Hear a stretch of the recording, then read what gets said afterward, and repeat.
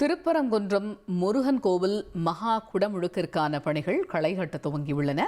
கூடுதல் விவரங்களை செய்தியாளர் சத்யகுமார் வழங்க கேட்கலாம். சத்யகுமார், வணக்கம். திருப்பரங்குன்றம் முருகன் கோவிலுடைய மகா குடமுழுக்கிற்கு எவ்வாறு தயாராகி வருகிறது களம்? வணக்கம். தமிழ் கடவுள் முருகனின் அறுபடை வீடுகளில் முதல் படை வீடான திருப்பரங்குன்றம் அருள்மிகு சுப்பிரமணிய சுவாமி திருக்கோவில் மகா குடமுழுக்கு நடைபெற இன்னும் ஒரே நாள் உள்ள நிலையில் இங்கு திருப்பரங்குன்றம் பார்த்தோமே ஆனால் களைகட்ட தொடங்கியுள்ளது. வருகிற 14ஆம் தேதி காலை 5 மணி முதல் 6:20க்குள் இந்த குடமுழுக்கானது நடைபெற உள்ளது. கும்பாபிஷேகத்திற்காக 2,37,00,000 நிதி ஒதுக்கப்பட்டு கடந்த பிப்ரவரி மாதம் முதல் அதற்கான பணிகள் தொடங்கி நடைபெற்று வருகிறது. இந்த நிலையில் ராஜகோபுரம், திருவாச்சி மண்டபம், கணபதி மண்டபம் ஆகிய பகுதிகளில் வண்ண பூசும் பணிகள் முடிவு பெற்றது.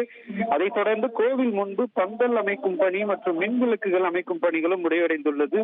தொடர்ந்து குடமுழுக்கினை காண லட்சக்கணக்கான பக்தர்கள் வருகை தருவார்கள் என்று எதிர்பார்க்கப்படுவதால் இந்த கோவிலை சுற்றி இருக்கக்கூடிய மேலரத வீதி, சன்னதி தெரு, கீழரத வீதிகளில் பக்தர்கள் கூட்டத்தை கட்டுப்படுத்துவதற்காக தடுப்பு வேலிகள் அமைக்கப்பட்டுள்ளது.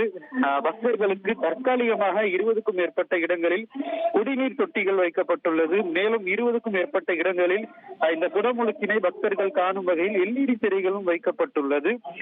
இந்த கும்பாபிஷேகத்தை முன்னிட்டு மாவட்ட நிர்வாகம் சார்பில் திருப்பரங்குன்றத்திற்கு உள்ளூர் விடுமுறை அளிக்கப்பட்டுள்ளது குறிப்பிடத்தக்கது. தகவல்களுக்கு நன்றி சத்யகுமார்.